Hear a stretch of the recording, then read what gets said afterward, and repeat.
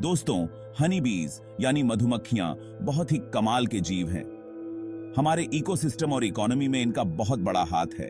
ये छोटे छोटे इंसेक्ट्स बहुत सारे क्रॉप्स को पॉलिनेट करते हैं। अगर ये ना हो तो हमारा खाना बहुत लिमिटेड हो जाएगा। हम जो फ्रूट्स खाते हैं, जो कॉफी पीते हैं, उसके लिए भी हनी बीज बहुत जरूरी हैं। हनी बीज को ऑब्जर्व करना बहुत इंटरेस्टिंग होता है। इनका कॉम्प्लेक्स सोशल स्ट्रक्चर और काम करने का तरीका देखकर कोई भी हैरान रह जाएगा। ये हमें याद दिलाती हैं कि नेचर में सब कुछ इंटरकनेक्टेड है। हम इन छोटे जीवों पर रियलाइज करने से ज्यादा डिपेंड करते हैं। ये बहुत जरूरी है कि हम हनी बीज की इंपॉर्टेंस को समझें और अप्रिशिएट करें। रिसेंट ईयर्स में इनकी डिक्लाइनिंग पॉपुलेशन एक सीरियस कंसर्न है। इनके लाइफ साइकिल, बिहेवियर और थ्रेट्स को जानकर हम सब इनकी प्रोटेक्शन में कंट्रीब्यूट कर सकते हैं। तो चलिए हनी बीज की फैसिनेटिंग दुनिया में चलते हैं और डिस्कवर करते हैं कि ये इतनी इंपॉर्टेंट क्यों हैं।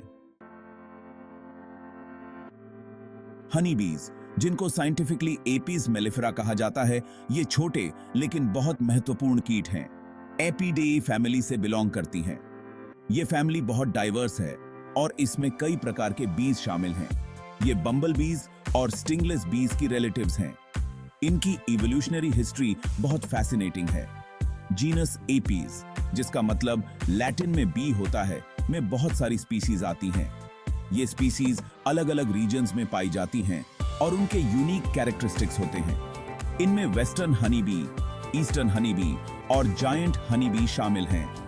वेस्टर्न हनी बी सबसे कॉमन है और इसे यूरोपियन हनी बी भी कहा जाता है। फॉसिल एविडेंस से पता चलता है कि हनी बीज का ओरिजिन एशिया में हुआ था। ये फॉसिल्स मिलियंस ऑफ इयर्स पुराने हैं और ये दिखाते हैं कि हनी बीज कितनी एंशिएंट हैं। ये लाखों साल पहले फ्लावरिंग प्लांट्स के साथ इवॉल्व हुई थी। ये को एवोल्यूशनरी रिलेशनशिप बहुत ही महत्वपूर्ण है क्योंकि बीज और फ्लावर्स एक दूसरे पर निर्भर करते हैं। समय के साथ ये यूरोप, अफ्रीका और मिडिल ईस्ट में फैल गईं। हर रीजन में इनकी अलग अलग एडेप्टेशंस देखने को मिलती हैं। यूरोपियन कॉलोनिस्ट्स ने आखिरकार अमेरिकाज में हनी बीज को इंट्रोड्यूस कराया। ये बीज वहां की इकोसिस्टम में बहुत महत्वपूर्ण भूमिका निभाने लगी। हनी बीज को सोशल इंसेक्ट्स क्लासिफाई किया गया है। ये क्लासिफिकेशन उनके कॉम्प्लेक्स सोशल स्ट्रक्चर की वजह से है। इसका मतलब है कि ये लार्ज ऑर्गेनाइज्ड कॉलोनीज में रहती हैं जहां काम बंटा हुआ होता है। हर बी का एक स्पेसिफिक रोल होता है। क्वीन बी हाइव में अकेली रिप्रोडक्टिव फीमेल होती है। उसकी प्रेजेंस कॉलोनी के लिए बहुत महत्वपूर्ण होती है। उसका मेन काम एग्स देना होता है। एक हेल्थी क्वीन बी एक दिन में हजारों एग्स दे सकती है। मेल बीज, जिन्हें ड्रोन्स कहते हैं, का एक ही पर्पस होता है, क्वीन के साथ मेट करना। मेटिंग के बाद ड्रोन्स का जीवन समाप्त हो जाता है। हाइव में ज्यादातर बीज फीमेल वर्कर बीज होती हैं। ये वर्कर बीज बहुत मेहनती होती हैं और कॉलोनी के हर एस्पेक्ट का ध्यान रखती हैं। ये मेहनती फीमेल्स कॉलोनी के सर्वाइवल के लिए जरूरी सारे टास्क्स करती हैं। इनमें नेक्टर और पॉलन कलेक्ट करना, लार्वेई को फीड करना और हाइव की मेंटेनेंस शामिल है। इनका कोऑर्डिनेशन और टीम वर्क अद्भुत है। दीगो अबगो आस पाता टेकिंग है। हनी बीज को पहचानना आसान होता है। इनके शरीर पर फजी हेयर्स होते हैं जो पॉलन कलेक्ट करने में हेल्प करते हैं। इनके 2 पेयर्स ऑफ विंग्स होते हैं, जिनमें हाइंड विंग्स 4 विंग्स से छोटे होते हैं। हनी बीज के पास डिफेंस के लिए एक स्टिंगर होता है। हालांकि वो सिर्फ लास्ट रिजॉर्ट में ही स्टिंग करती हैं। एक हनी बी के शरीर को 3 मेन पार्ट्स में डिवाइड किया गया है: हेड, थोरैक्स और एब्डोमेन। हेड में बी के सेंसरी ऑर्गन्स होते हैं, जिसमें उसकी कॉम्पाउंड आईज, एंटेने और माउथ पार्ट्स होते हैं। थोरैक्स शरीर का मिडिल सेक्शन होता है। यहीं पर विंग्स और लेग्स अटैच्ड होते हैं। एब्डोमेन में बी का डाइजेस्टिव सिस्टम, रिप्रोडक्टिव ऑर्गन्स और स्टिंगर होता है। हनी बी का एक रिमार्केबल फीचर उसका प्रोबोसिस है। ये लंबी स्ट्रॉ जैसी टंग बीज को नेक्टर कलेक्ट करने के लिए फ्लावर्स में डीप तक पहुंचने देती है।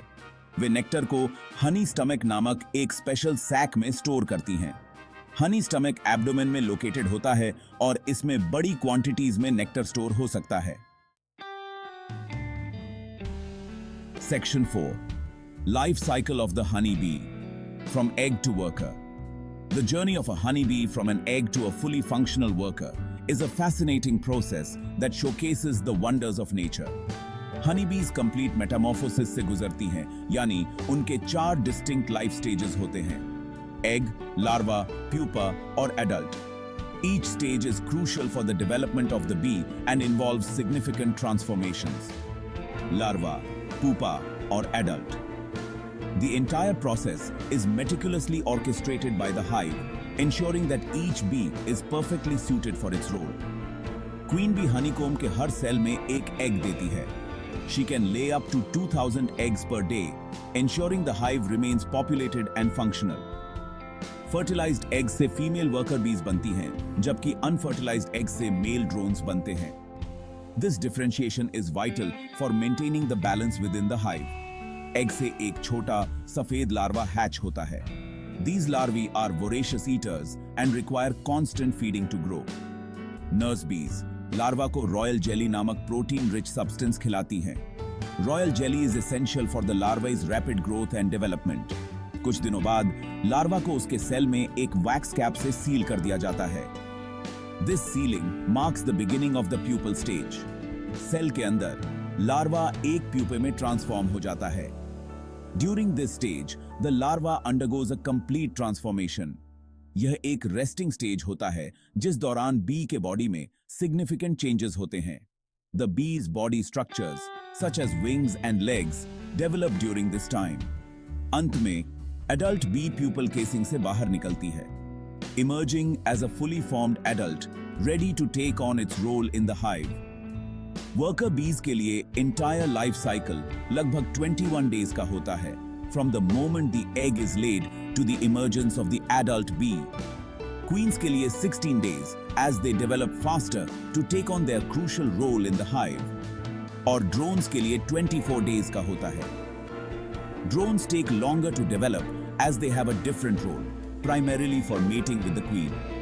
एक हनी बी की लाइफ स्पैन हाइव में उसकी रोल के अकॉर्डिंग वेरी करती है. Worker bees, for instance, have a variety of tasks ranging from foraging to nursing the young. Worker bees आमतौर पर busy summer months के दौरान कुछ ही हफ्ते जीती हैं, tirelessly working to gather nectar and pollen, जबकि queen bees कई सालों तक जी सकती हैं. Their longevity is essential for the stability and continuity of the hive. The life cycle of a honeybee is a testament to the intricate and efficient design of nature. Each bee, from the moment it hatches, plays a vital role in the survival and success of the hive. Communication and cooperation are key aspects of hive life, with bees using dances to convey information about food sources.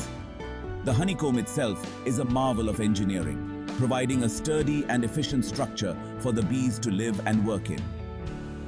From egg to worker, the journey of a honeybee is a remarkable process that highlights the complexity and beauty of nature's design.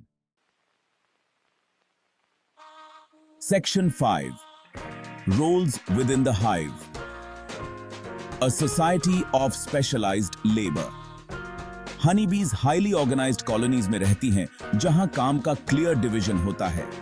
ये division of labor ensures कि हर bee अपनी unique role निभाए जिससे hive efficiently function कर सके.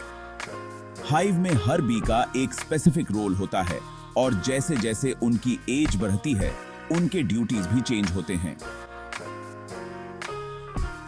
ये roles as और colony की नीड्स के हिसाब से बदलते रहते हैं. यंग वर्कर बीज क्लीनर्स के रूप में अपनी लाइफ स्टार्ट करती हैं.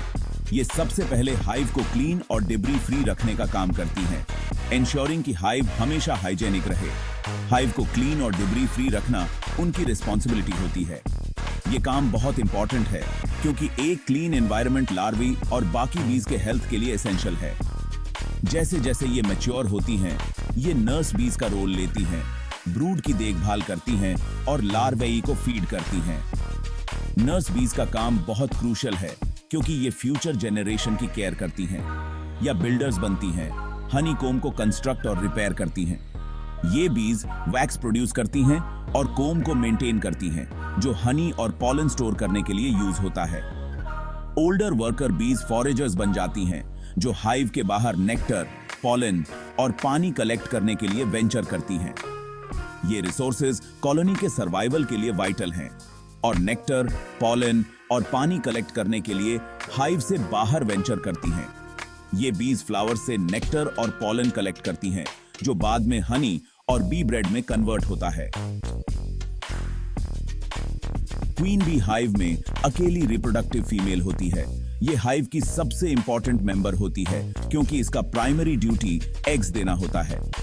उसका प्राइमरी ड्यूटी एग्स देना होता है जिससे कॉलोनी कंटिन्यू रह सके।